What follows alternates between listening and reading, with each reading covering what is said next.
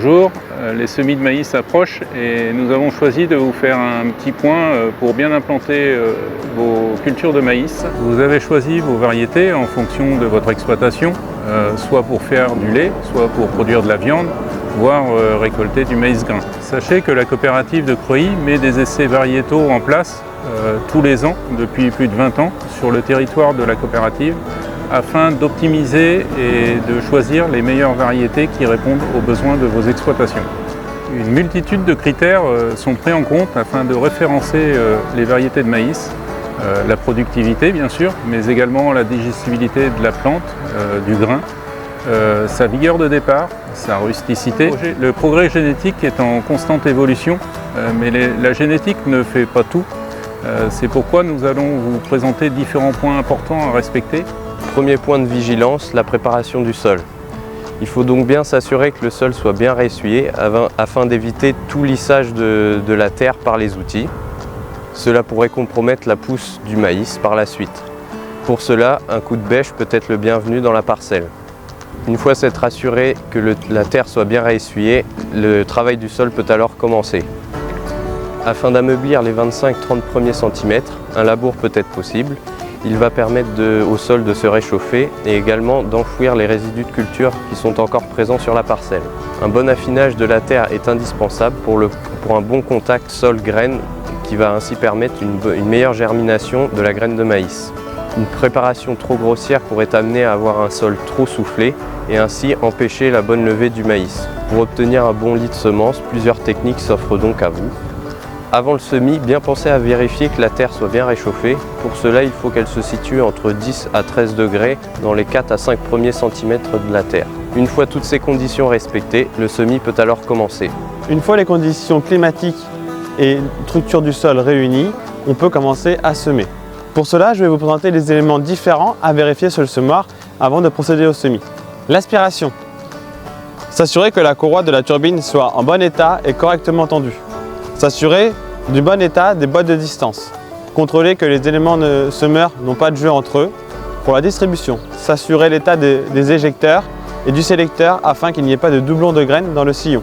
Vérifier que les roues de jauge soient bien gonflées, les crampons dans le bon sens. Un sous-gonflage augmenterait la densité de semis. L'usure des disques est à contrôler. La taille d'origine est de 381 mm. On peut s'attendre à une diminution maximale de 360 mm. Attention aux pointes sillonneurs. Il faut qu'elles dépassent bien du disque afin de faire un sillon bien en V. Pour les semoirs équipés de microgranulateurs, vérifiez la vis sans fin, les tuyaux de descente sur les éléments semeurs. Les positionnements de type de diffuseur doivent être adaptés au produit choisi. Pour les semoirs équipés de fertilisateurs, la position se fait avant la graine. Elle doit être décalée et un peu plus bas que la graine, décalée de 3 à 4 cm.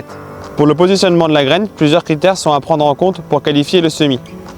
La profondeur doit être adaptée au type de sol, 3 à 5 cm. La régularité, l'écartement entre les graines doivent être homogènes et sans doublon. Le rappuyement avec les roues plombeuses pour refermer le sillon et assurer un bon contact sol-graine. La mise en œuvre de tous ces éléments est importante pour limiter l'exposition aux ravageurs. Voyons à présent un rappel sur les principaux ravageurs du maïs. Tout d'abord, les corvidés. Avec un stade de sensibilité du semis à 6-8 feuilles, les corbeaux et autres corvidés prélèvent la graine pour la consommer. Les symptômes s'observent aisément en voyant tout d'abord les corvidés dans la parcelle, mais également en observant les trous de bec ou les plantes arrachées en suivant la ligne de semis. Les situations à risque sont les parcelles à proximité des corbotières, ainsi que les semis superficiels facilitant la consommation par les corbeaux, et enfin les semis isolés, précocement et tardivement concentrant la population de corbeaux. La mouche du semis, avec un stade de sensibilité du semis jusqu'à 4 feuilles. Les larves de la mouche se nourrissent des réserves de la graine aux dépens de la plantule. Les symptômes s'observent par des manques à la levée, lorsque l'attaque est précoce, et des jaunissements de la plante. Elle devient chétive, voire disparaît lorsque l'attaque est un peu plus tardive. Lorsque l'on examine la graine, on observe les larves qui colonisent la graine. Les situations à risque s'observent dans les semis à situation froide et humide, ainsi que la présence de matière organique importante et grossière. Les taupins, avec un stade de sensibilité du semis jusqu'à 10-12 feuilles, la larve provoque des morsures au collet qui altèrent l'alimentation de la plante et peuvent entraîner sa disparition. Les symptômes s'observent avec des morsures au collet et les attaques s'observent généralement par foyer. Les situations à risque sont les rotations avec des présences de prairies, des historiques de topins élevés et enfin des semis trop profonds. D'autres ravageurs de début de cycle existent comme les limaces et les géomysas, mais la pression est moindre dans notre terroir. Enfin, avec le réchauffement climatique, nous rencontrons de plus en plus la présence de pyrales. Les larves de ce papillon vont perforer la tige et creuser des galeries, augmentant le risque de verse. Ce ravageur perfore et creuse également des galeries dans l'épi, qui augmente le risque de fusariose et donc de mycotoxines. Il faudra donc faire de plus en plus attention à ce ravageur. Voilà, nous avons fait le tour au mieux pour réussir l'implantation de votre culture de maïs. N'oubliez pas toutefois de bien couvrir les besoins de votre culture de maïs en éléments fertilisants, malgré un marché engrais difficile. Mais si vous ne le faites pas, vous aurez forcément un impact, il est fort probable que vous ayez un impact soit sur le rendement, soit sur la qualité de votre récolte de maïs. Maintenant, nous vous donnons rendez-vous au mois de fin août, début septembre, pour caler au mieux vos dates de récolte de maïs et dans nos dépôts afin d'évaluer les taux de matière sèche de vos maïs et ainsi réaliser au mieux vos dates d'ensilage.